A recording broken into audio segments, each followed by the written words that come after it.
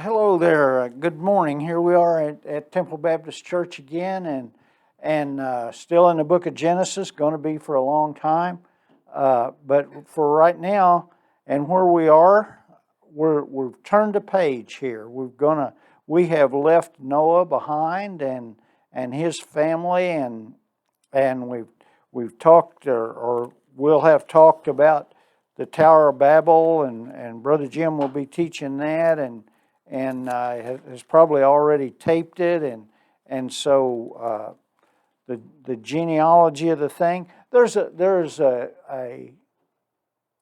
separation in the book of Genesis, and they're called Toldots or generations, and so in we've flipped over from Noah to Abraham, or Abram is what we're going to call him for a while, and for right now.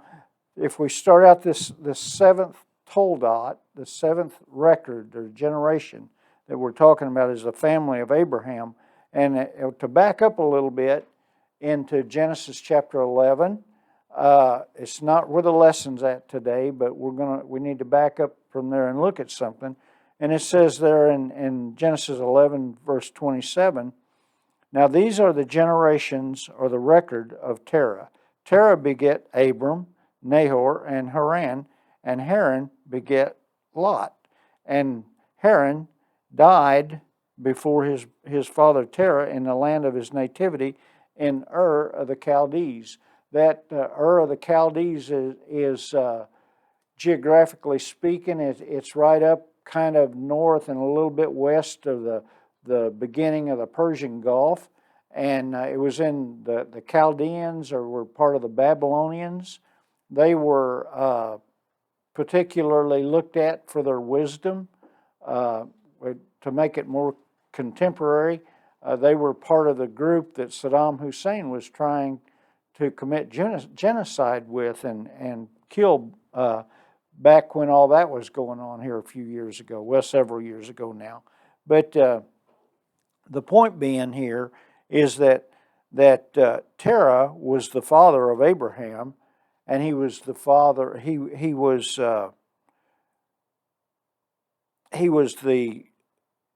His brother Haran was the father of Lot, and so that will tie back together as we get not to spend really any more time on that, but that's will tie back together in this lesson today.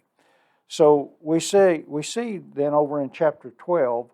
Where the lesson begins, the first 4.5 verses of that, and it says, now the Lord had said unto Abram, get thee out of thy country, out of Ur, and from thy kindred, and from thy father's house, unto a land that I will show thee. And so that's where we needed to back up back into chapter 11, because Abram was living down in the land of Ur, down there at the top of the Persian Gulf. And God appeared to him there and told him to get out of his country. And so he went to Haran, which was up, a good bit north. I think I read somewhere about 450 miles. It's quite a hike up through there anyway. And he went to his father's country, or his neighborhood, or the area that his father lived in there, and to this city that was called Haran. And actually, that was his brother's name also in that. So it's easy to get them two confused. But yet, at the time, we need to kind of remember that he went from Ur to Haran, where his brother lived that had passed away, and his nephew Lot still lived there. This was kind of God sent him there as kind of a staging area. I don't know how long he was there. There's really no way to prove how long he was there, and ultimately it doesn't really matter. But he was there following the direction of God, and God brought him there, and he was beginning to move Abram out of his comfort zone, because Abram was a highly respected man. He was he was a good businessman. You see, as we'll continue to go through this in the weeks and months to come, that he was that he was a man that was, he was an honorable man. And even the people in the land of Canaan that he was around, and he moved all through, because he was nomadic, the people were in that day, and but he was highly respected by the people, by his neighbors. And so we see that he was an honorable guy right off the bat. But when God told him these things, the Lord said unto Abram, Get thee out of thy country and from thy kindred. And I read that and I thought, well, now why did God send him from Ur to Haran, where his relatives were? And, it could be said, there is I kind of even hesitate to say this. When me and my wife were first married, the first 3 years that we were married, we were apart from my family and hers too. And that was probably some of the best things that happened to us, because we had to learn to get along. I was in the military, and so we had to get along on very little money but we had to work our issues out amongst ourselves. We could not go. Nobody could run home to mama or daddy and say everything was all right. We just could not do that. And so, there was wisdom in what God did there, as there always is. And he says, and from thy father's house unto a land that I will show you. And in these first scriptures here, we see this thing where God said, I will, 4 times in that. He told Abram, he made these promises that what he would do, what God would do. He said, unto a land that I will show you, and I will make of thee a great nation, and I will bless thee, and make thy name great, and thou shalt be a blessing, and I will bless them that bless you, and curse them that curse thee. I'm going to back up a little bit. We'll come back to that here in just a few minutes. But the deal is that Abram was a man of faith. Didn't mention that a while ago, but you see that in this lesson here. He was a man that probably, when he was down in the land of Ur, he was probably a pagan man in that sense. But then when God spoke to him, he recognized who Jehovah God was, and he acted on that belief. And, you can imagine what it would be like just to have God come up to you or give you the word to just pick up everything you've got, everything you've worked for, and leave it, or just take what you can take with you. Our daughter was a IMB missionary, and when they went overseas, they had to they took everything they had. They had a nice home over in southwest Missouri, and her husband was working, and they were doing fine, doing well. But when that call came, and that's what they went to college for, was to be missionaries. And when it was all said and done, they packed up everything they had in 5 foot lockers, 5 boxes, and went overseas. And that was the call that her and her husband had on their lives from the time they were kids. But moving on with that, it takes faith to do something like that. And Abram showed great faith in this. But he had the promises of God to back him up. And he said, get away from your family, from all the things that you're comfortable with. Get out of your comfort zone and do what I'm telling you to do. These were imperatives. They were commands. And so Abram had to show this in his actions. And so moving on with that, God said, I will bless them that bless you, and curse him that curseth you. In thee shall all families of the earth be blessed. And, part of that is yet to be fulfilled. And at the end of things, at the end of time, we will see this come about. But even today, you see the blessings of God poured out on a very ungrateful world, and in a lot of ways, a lot of ungrateful people. But yet, there will come a time when that will change. And it says then in verse 4, so Abram departed. He heard the call, he listened to it, no doubt he thought about it, but he left, and he did just exactly what God told him to do. He said, as the Lord had spoken to him, and Lot went with him. Remember now, Lot is his nephew. Lot is at Haran, where his father was, and evidently he had gone about building his own life there, and he had sheep and cattle, and he had the things that made life livable, but somewhere or another he decided that he needed to follow his uncle Abram. And it's interesting that back in the book of 2 Peter, Peter called Lot with all of his issues and things down the road. He called him just Lot. Peter called Noah righteous Noah, and he called Lot just Lot. And so he was, he had his good points, but yet he was still family. He was kindred, and I kind of wondered as I looked at this why he, even Abram, allowed him to go with him in that. But he did, and so that's the way the lesson went. It says, and Lot went with him, and Abram was 75 years old when he departed out of Haran. And Abram took Sarah his wife, and Lot his brother's son, and all their substance, all their cattle, all their sheep, everything that it took to live out on the road, and the souls that they had gotten in Haran. And they went forth into the land of Canaan.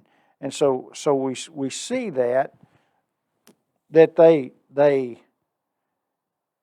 staged everything. When I say staged, I mean they gathered up supplies, they gathered up everything that they needed to make these trips. Remembering and bearing in mind that Abram and Lot, they were nomadic type people anyway. It was not a great big thing for them to just gather up all their sheep. They took their sheep and their cattle and things where there was good pasture and good water, and they had to have those things for those sheep to live and to do well, do right with. And so they had for me or maybe you to do that would be a big deal, but for them it was just gathering up things and off we go on this. I hate to put it this way, a great big camping trip, but that's, for them it wasn't camping, it was living. That's the way they did those things. And so anyway, we move on through all that, and we see those promises that was made to Abram and to his people, and so off they went.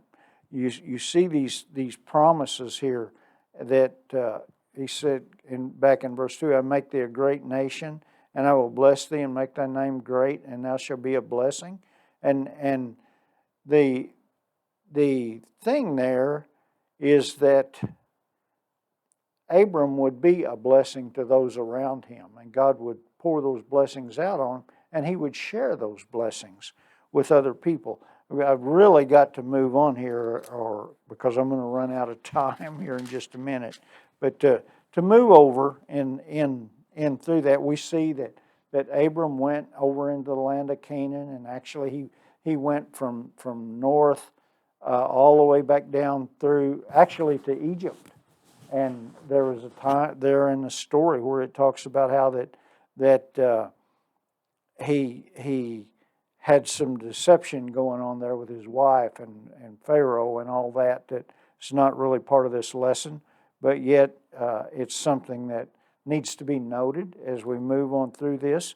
And so anyway, I want to begin in verse 8 of chapter 13 there. It says, and Abram said unto Lot, let there be no strife, I pray thee, between me and thee, and between thy herdmen and my herdmen and your herdmen, for we be brethren, we're kinfolks, so let's not have a fight. And what was happening, they had both been so successful in growing up their flocks of sheep and all that, that they were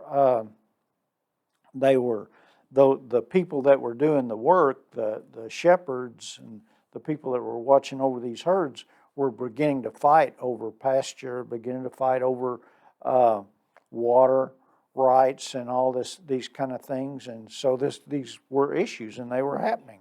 And it says, and Abram, remembering again that Abram was the top, he was the head of the clan by virtue of his age or by virtue of just who he was.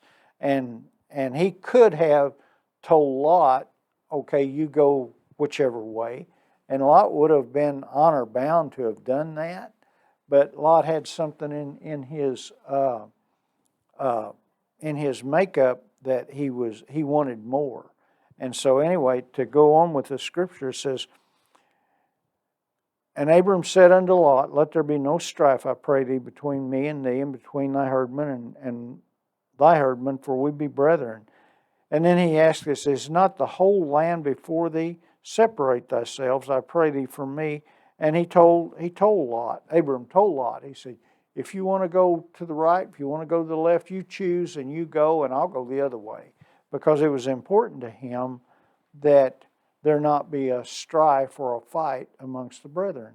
And this is kind of a Sunday school thing, so I'm going to kind of add to this thing that our church ought to be that way, that we ought to, even if there's a conflict that comes up, then if somebody has to move one way or the other, be gracious enough to do that. Issues go away. It's amazing how fast they'll go away if nobody feeds that fire, and you know, that's the scriptures tell us that we ought not do that, and especially in the body of Christ, we give ourselves enough black eyes to the outside world, and we don't need to do that. We need to make every effort that we can to reconcile with a brother or a sister and not have these issues. Now, I've got to move on with this, but that needed to be said, I think. And so Abraham told him, said, you go where you want to the left, go to the right, you pick it, and I'll go the other way, and we'll separate this thing out. We'll separate this fussing and feuding thing out. And he told him that, and Lot or verse 10, it says, and Lot lifted up his eyes and beheld all the plain of Jordan, so that it was well watered everywhere before the Lord destroyed Sodom and Gomorrah, even as the garden of the Lord. Now, what we really need to see in that was Sodom and Gomorrah had not been destroyed yet for their wickedness, but they were a city that was, by today's standards, doing well. The pasture land around the plains there, they were located down on the south end of the Dead Sea in that area, and the pasture land was good. Everything looked good, and you know, in Lot's mind, he was seeing a city. He had all the benefits of an urban life. He had all the benefits of the pasture land, the farmland around there. It was all good, all really good. And so he saw that, and he liked that. And so it says, and Lot lifted up his eyes and beheld all the plain of Jordan, that it was well watered everywhere before the Lord destroyed Sodom and Gomorrah. So that's important that we recognize now, after the destruction, it is in the it's underneath the Dead Sea, the cities, the remains of Sodom and Gomorrah, and even the land is desolate. But you see there in the scripture in verse 10 that it's even compared to the Garden of Eden when you look at that, about how lush and rich the land was. And it says, then Lot chose him the plain of Jordan, and Lot journeyed east, and they separated themselves one from the other. And Abram dwelled in the land of Canaan, and Lot dwelled in the land of the plain, and pitched his tent towards Sodom. It reminds me of a place where we used to camp over on the river, the guys from church here. And the moon would come up, and it would be really pretty over Current River, and took some pictures of that one time. But the idea here was that this again, that urban life was enticing to Lot. It was a place that to him was that's just exactly what I'm looking for. And he was looking for the easy way out. He was looking for the places where he thought he was focused on him and what he wanted, rather on God and what he wanted. And so anyway, you see that. It says, "Then the Lord said unto Abram, after that Lot was separated from him, Lift up now thine eyes, and look towards the place where thou art, northward, southward, eastward, and westward. For all the land which thou seest to thee will I give it, and to thy seed forever. And I will make thy seed as the dust of the earth, so that a man can number the dust. So that that if's a little two-letter word, but it's important. So that if a man can number the dust of the earth, then shall thy seed also shall be numbered.